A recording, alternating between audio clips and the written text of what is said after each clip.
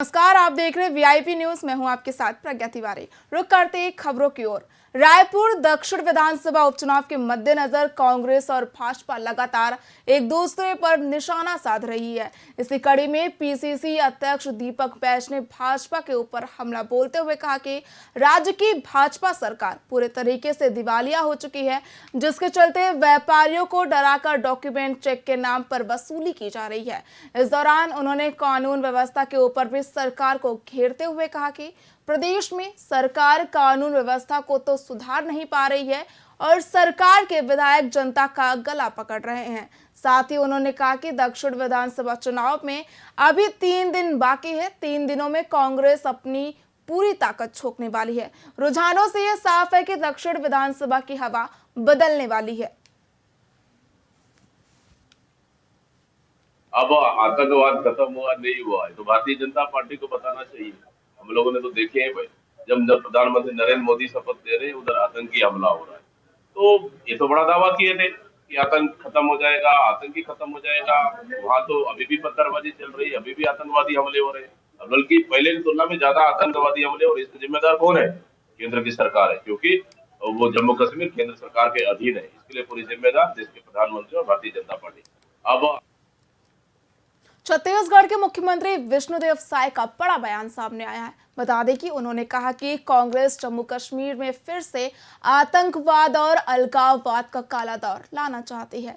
वहीं जम्मू कश्मीर विधानसभा में धारा 370 और 35A को फिर से लाने के नेशनल कॉन्फ्रेंस के प्रस्ताव का समर्थन कर कांग्रेस ने देश को तोड़ने का कुचक्र फिर से चल दिया है। वहीं उन्होंने ये भी कहा कि विधानसभा में जो कुछ भी हुआ वो पाकिस्तान और देश विरोधी लोगों को खुश करने के लिए किया गया। जम्मू कश्मीर की जनता को गुमराह करने के लिए ये कार्य किया गया है। कल जो विधानसभा में धारा 370 और 35 से बहाली के पक्ष में जो प्रस्ताव लाया गया, ये बिल्कुल ही निंदनीय है। और जिस तरह से हमारे भाजपा के विधायकों को मार्शल के द्वारा विधानसभा से बाहर किया गया, ये लोकतंत्र की हत्या है और इसको इस देश की जनता कभी बर्दाश्त करने वाली नहीं है।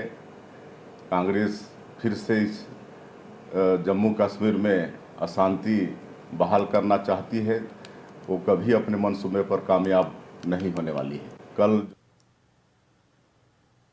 कांग्रेस मान चुकी है कि पिछले 5 सालों में रायपुर महापौर एजाज ढेबर का कार्यकाल असफल रहा है। उनके कार्यकाल में रायपुर में सिर्फ घोटाले, भ्रष्टाचार और हवाई योजना ही बनी है, जिसका असर रायपुर दक्षिण के चुनाव में भी दिखेगा।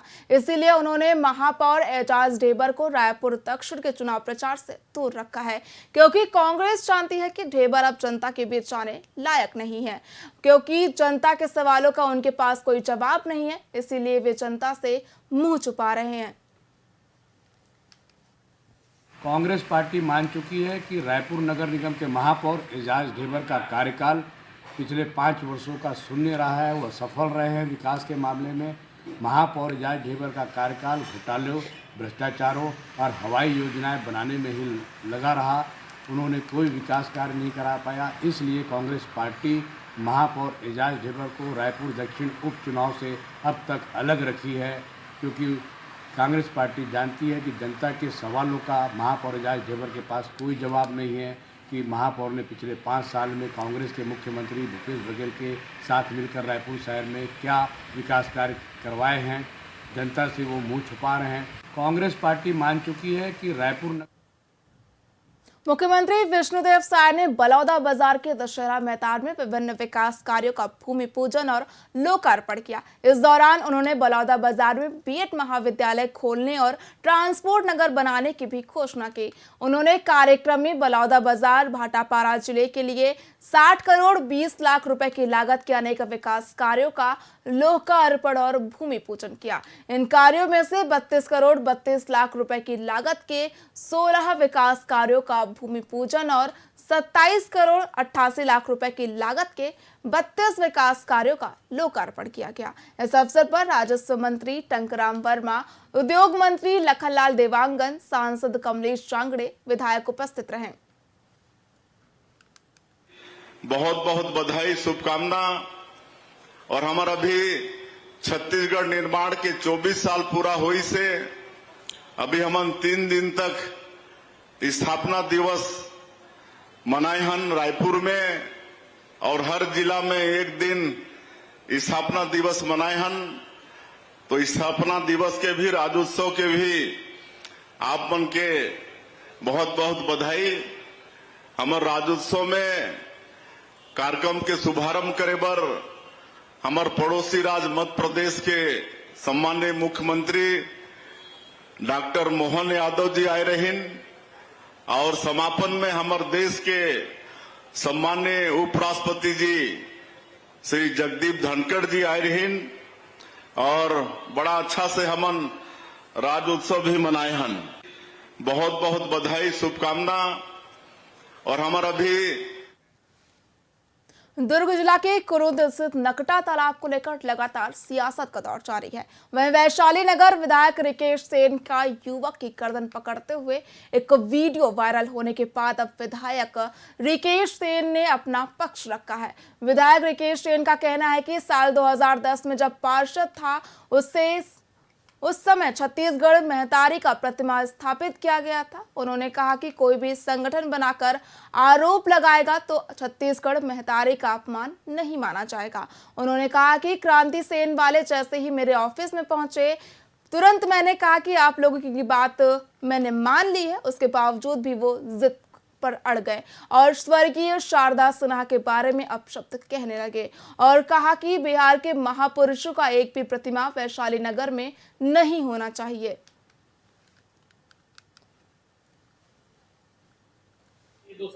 पहला सवाल ये है कि अगर मैंने उसके साथ गलत व्यवहार किया तो बाहर निकल के उसने प्रेस वार्ता में क्यों कहा कि हम विधायक जी बहुत अच्छे विधायक हैं, हम इनकी बातों से संतुष्ट हैं, और उन्होंने स्वीकार कर लिया।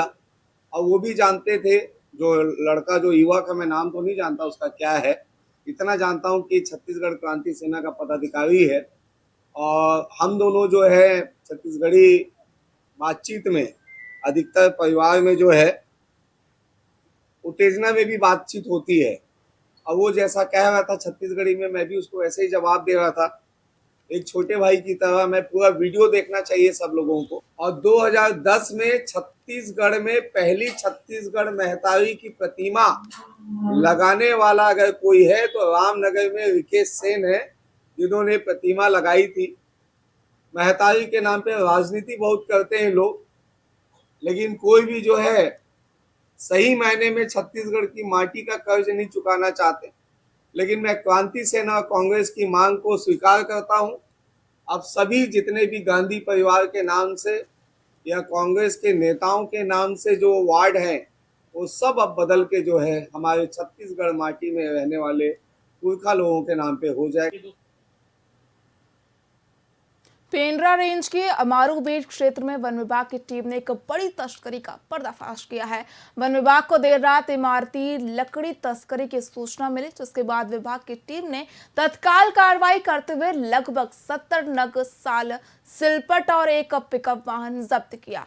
इस दौरान 3 तस्करों को भी गिरफ्तार किया गया, जबकि मुख्य तस्कर गौरी शंकर मौके से फरार हो गया। वहीं सूचना मिलने पर वन विभाग की टीम ने पिकअप वाहन को पीथमपुर में जब्त किया, जिसमें साल की लकड़ी लोड की जा रही थी। वहीं विभागीय अधिकारियों ने इस लकड़ी की कीमत लगभग 1,24,000 रुपए बताई है। मामले को लेकर एसडीओ मोहर सिंह मरकाब ने बताया कि फिलहाल वन अधिनियम के तहत मामले की आगे की जांच और कार्रवाई जारी है।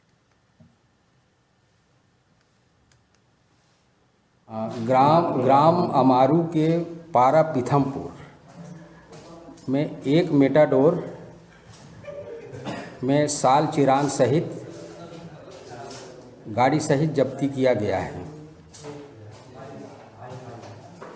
और लकड़ी का जो नाप जोक किया गया है 1.307 घन मीटर 70 नग, पीवार नंबर 18,764/5 दिनांक 7/1/2024 वन अपराध प्रकरण दर्ज किया गया है।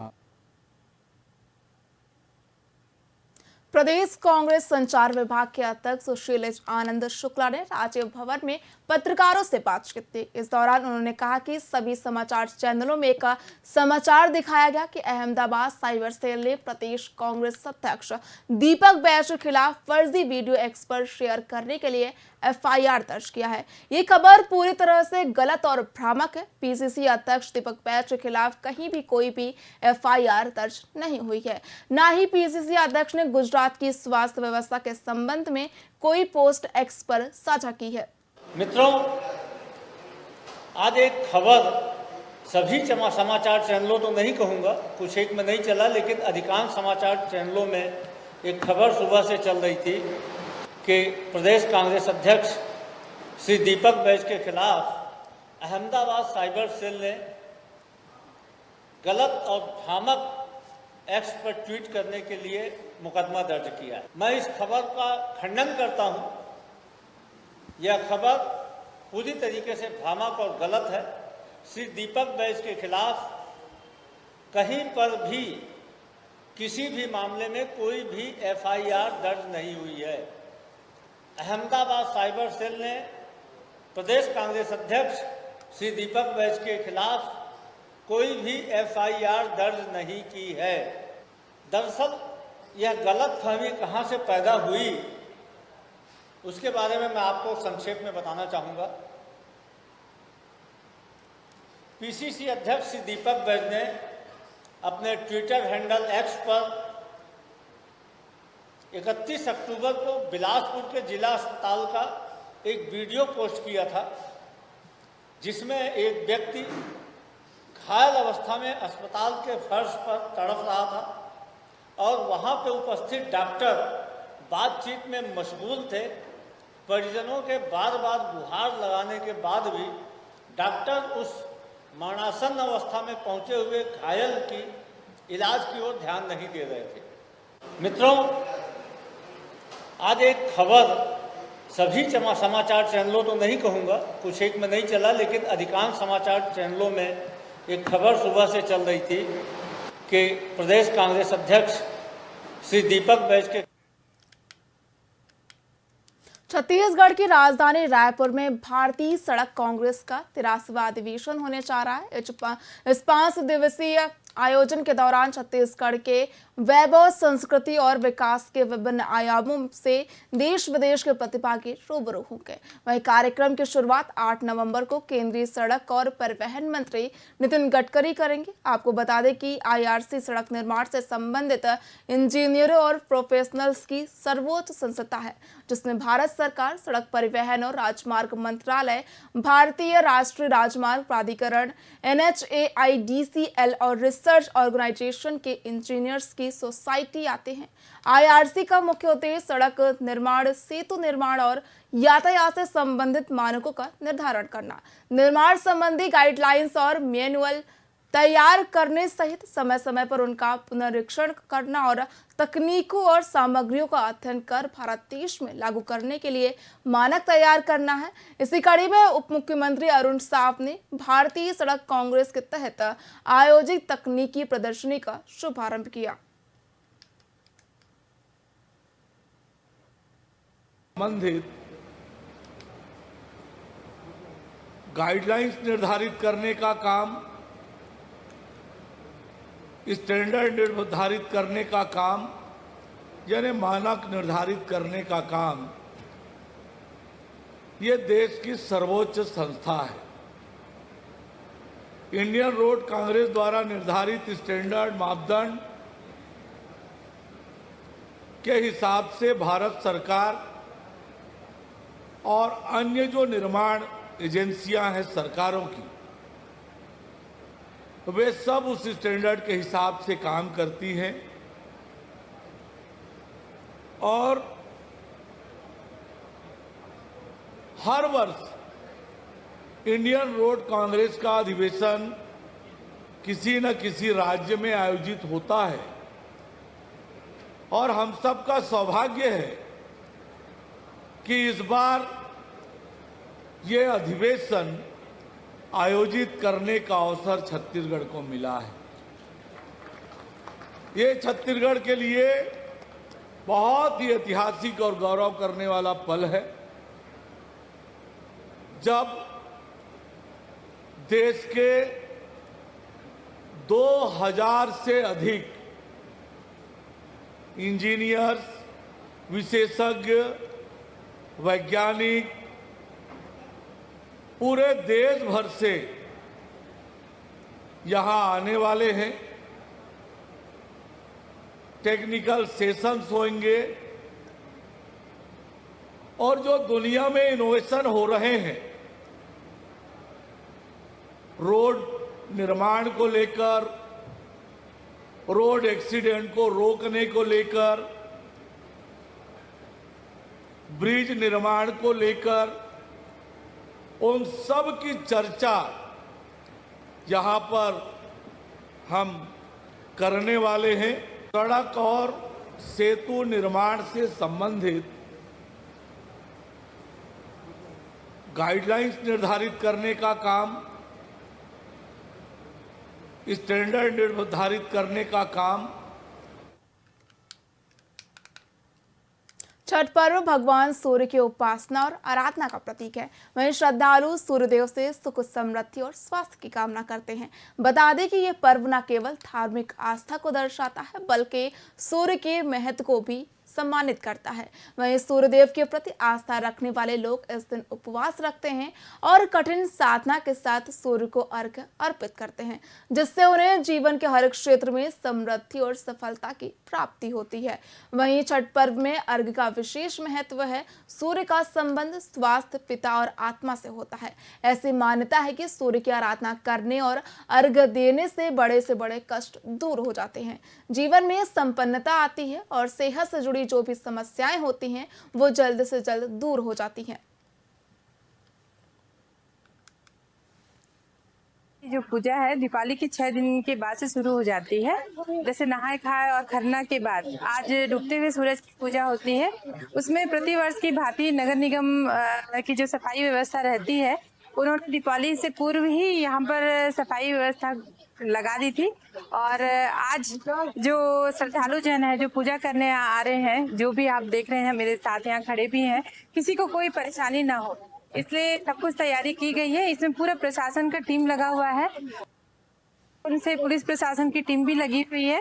और बस यही चाहते हैं कि जो नगरवासी हैं, जो यहाँ उपासना के साथ जो उपास रखे हुए हैं, उनकी जो मनोकामना है पूरी हो और पूजा में कोई किसी भी प्रकार की कोई दिक्कत ना आए।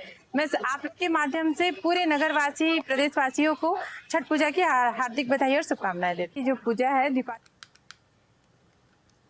चैतन्य वॉइस संस्था की डायरेक्टर कल्पना पंत ने रायपुर प्रेस क्लब में एक प्रेस कॉन्फ्रेंस आयोजित की। इस दौरान उन्होंने छत्तीसगढ़ में पिछले 5 सालों से चल रहे बिहान कार्यक्रम के बारे में जानकारी दी और बताया कि उनका प्रयास महिलाओं के घरेलू सवालों को सुलझाने के लिए लगातार जारी है। कल्पना पंत ने ये भी कहा कि हमारे कार्यक्रम का मुख्य उद्देश्य महिलाओं के अधिकारों को जागरूकता से बढ़ाना और उन्हें ये समझाना कि वे अपने अधिकारों के लिए कैसे खड़े हो सकती हैं। हम महिलाओं को घरेलू मुद्दों से लेकर समाज में उनके स्थान तक के बारे में प्रशिक्षण दे रहे हैं ताकि वे परिवार और समाज के साथ बेहतर तरीके से चल सके। इस अवसर पर उन्होंने बताया कि 2023 में ग्रामीण विकास मंत्रालय ने महिलाओं से जुड़े मुद्दों को और अधिक प्रभावी तरीके से सुलझाने के लिए जेंडर रिसोर्स सेंटर बनाने का निर्णय लिया था। नमस्कार, मेरा नाम कल्पना पंत है और मैं चैतन्य वॉइस संस्था की एग्जीक्यूटिव डायरेक्टर हूँ। और पिछले 5 सालों से हम छत्तीसगढ़ में बिहान के साथ में मिलकर के घरेलू हिंसा के प्रश्नों को कैसे सुलझाया जाए इसके लिए काम कर रहे हैं। और इसको एड्रेस करने के लिए हमने महिलाओं को प्रशिक्षण, जो हमारे स्वयं सहायता समूह और फेडरेशन की जानकार महिलाएं हैं उनको कानून के बारे में जानकारी दे करके वो घर परिवार के जो घरेलू हिंसा के प्रश्न हैं उसको समझा बुझा करके लोगों को, परिवार को इकट्ठे जोड़े और जहाँ पे इकट्ठे नहीं आ सकते हैं वहाँ पे वो आगे की कार्य योजना बनाए। इसके लिए उनका अधिकारों की जागरूकता उनमें सुलह कराना, परामर्श करना, ये महिलाओं का मुख्य कार्य रहता है। क्योंकि कई बार हम लोग ऐसा सोचते हैं कि वकील के माध्यम से या कोर्ट में जाकर के परिवार के प्रश्न सुलझेंगे, तो ये कई बार नहीं होता है। एक दूसरे के बातों को समझना, जैसे पुराने समय में बड़े बूढ़े समझाया करते थे, बताया करते थे, अलग अलग विचारधाराओं को कैसे साथ में लेकर के परिवार को आगे चलाया जाता है। और जहाँ पे सच में हिंसा है, जहाँ बहुत विकट परिस्थिति है, तो महिला अपने अधिकारों के लिए कैसे लड़ सकती है, इन दोनों विषयों पे दूसरा कोई नहीं पर उसी परिस्थिति से बाहर निकली हुई महिला जो आदिवासी क्षेत्र से है, जो उसी गांव से है, उसी परिस्थिति से है और जिसके साथ महिलाएं बड़े आसानी से अपने प्रश्न को रख सकती हैं, ऐसी ही महिलाओं को कानून की जानकारी देना और फिर उन्होंने ये परामर्श केंद्र चलाना। तो मुझे ये कहते हुए बड़ी खुशी है कि ग्रामीण विकास मंत्रालय ने 2023 निकाली, जिसमें जेंडर रिसोर्स सेंटर GRC बनाने का निर्णय लिया गया और ये छत्तीसगढ़ में आज बिहान कार्यक्रम के माध्यम से 25 जगहों पर GRCs बने हुए हैं, जहां पे ऐसी विभिन्न महिलाओं को प्रशिक्षित करके उन्हें आगे काउंसलिंग का काम दिया जा रहा है। नमस्कार। महासमुंद जिला सहित आज पूरे छत्तीसगढ़ प्रदेश में संयुक्त मंच के बैनर तले आंगनबाड़ी कार्यकर्ता अपने अपनी लंबित 8 सूत्रीय मांगों को लेकर 1 दिवसीय हड़ताल किया। आंगनबाड़ी कार्यकर्ताओं की हड़ताल पर जाने से विभाग के कई काम ठप हो गए। रैली की शक्ल में पहुंचे हजारों कार्यकर्ताओं को कलेक्ट्रेट कार्यालय के सामने ही पुलिस ने रोक लिया। आक्रोशित आंगनबाड़ी कार्यकर्ताओं ने चक्काजाम कर दिया। तब कहीं जाकर जिला प्रशासन के अधिकारी मुख्य द्वार पर पहुंचे और ज्ञापन लिया। आंगनबाड़ी कार्यकर्ताओं ने केंद्र सरकार और राज्य सरकार को चेतावनी देते हुए कहा कि उनकी मांगे जल्द पूरी नहीं हुई तो आगामी दिनों में उग्र आंदोलन करने के लिए बाध्य होंगे।